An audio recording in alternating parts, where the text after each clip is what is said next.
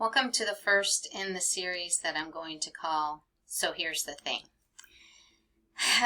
Today, because of recent experience, I'd like to go over here's the thing about short sales. So, what's the thing about short sales? Short sales in the year 2017 are not anything like short sales in the year 2008, 2009, 2010, 2011. Short sales today are different. Gone are the days where we have to fax 72 pages 100 times to a lender. Gone are the days where it takes 6 months to a year for a short sale approval. I'll tell you what my most recent experience has been.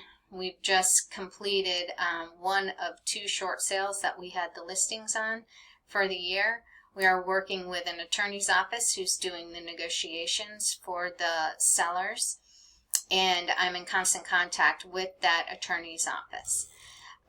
So in both cases, on these 2 contracts, they were both approved, one in 58 days and one in 60 days.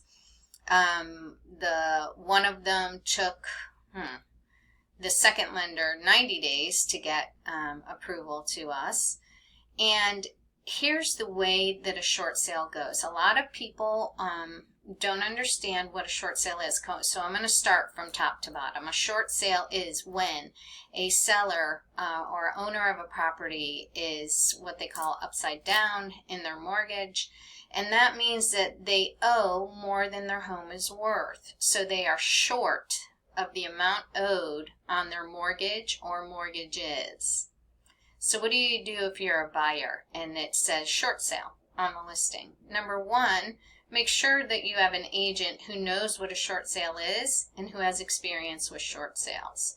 And if you don't, ask them if they're associated with anyone who does have this experience, because it's critical both on the buy and the sell side. So I'm going to go through the list of things very quickly of what you need to do on the sell side, on the buy side. On the sell side, we do advise in this day and age to get the advice of an attorney, and if your realtor doesn't work with an attorney, then they should be associated with a title company in the state of Florida that's that does a lot of short sales, that has a designated person who negotiates the short sales, because they know all the ins and outs and any changes that might be going on with the lenders. And they have relationships with the lenders. Our business is all about relationships, and short sales are no different than anything else in our business. You got to make sure that these negotiators know how to negotiate a short sale and have relationships with the banks. So here's the way, as a buyer, a short sale goes down. Number 1, you submit an offer.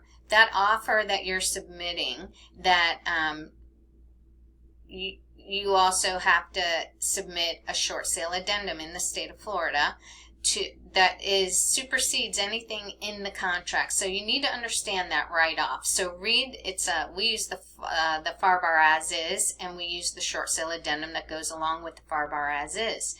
Read that document. Number 1 on that short sale addendum is critical, because number 1 explains to you in very explicit terms that anything that happens with this short sale pretty much has nothing to do with the brokers or the sellers. It is the lender who's going to determine, number 1, the price, number 2, when you close, and number 3, the terms of the contract. So while you and your seller might have signed a contract that, as a buyer, you might have signed a contract that says, seller, I want you to give me a home warranty. And the seller says, okay, I'll give you a home warranty.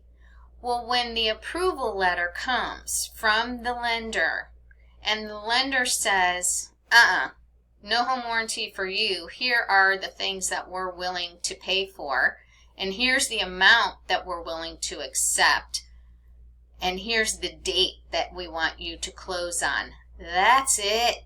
That's the way it goes. You got to do what the lender says in the short sale approval letter. So while you may have had an agreement that the seller would buy you a home warranty, the lender has said no. And when the lender says no, then it's not allowable. That means the seller can't buy it for you, period. It can't be on the settlement statement. Another issue that we've run into is, oh, they didn't give me enough time to do my appraisal, to do my inspections. The inspection period we agreed to on the contract is shorter than the one that the banks are saying now. In this particular case, it's a cash transaction. They're giving us only 2 weeks or 3 weeks to close. And you had the agreement, the contract said 15 days for inspections. Well, the lender gets to dictate that. If you don't close by the time frame indicated on the approval letter, the approval letter is no longer valid, and the short sale is pretty much denied. So that's on the buy side. On the sell side, we go in, because I specialized in short sales before title companies and attorneys were negotiating them. Real estate agents did, and I did a lot of short sales in 2008 and 9. That was when all of the realtors who were on the gravy train from the heyday got off, because you really had to work to get a deal done. So there weren't that many agents out there who were specializing in short sales, but if you wanted to do business, that's what you did. And I wanted to do business, and all I knew was how to work hard, so that's what I did. Anyway, I learned from then, and it still stands true today. The seller has to give the lender very specific things. Some lenders have different items than others, but pretty standard is your hardship letter. There has to be a hardship and why the seller needs to do a short sale. So the hardship letter is critical. They have to get all of their bank statements and monthly bills and everything, all of their financials in order, because that's going to be required once an offer comes in. And they have to work closely with you. You have to have a willing seller who knows what the situation is, who knows that the realtor really doesn't have control over it, nor does the negotiator. We just give the lenders what they require.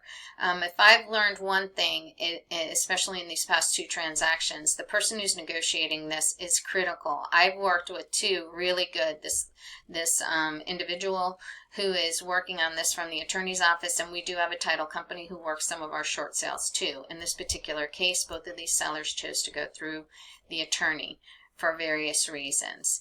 In any case, short sales are not for the faint of heart.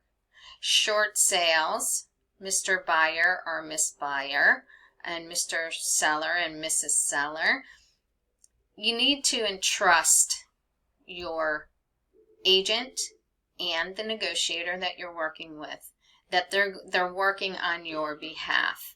Know that this transaction, a short sale, is between the seller and the bank. The buyer can't call the bank.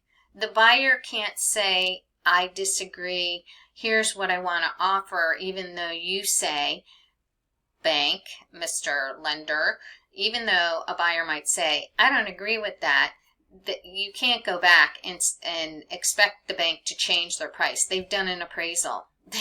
The appraisal stands from the lender.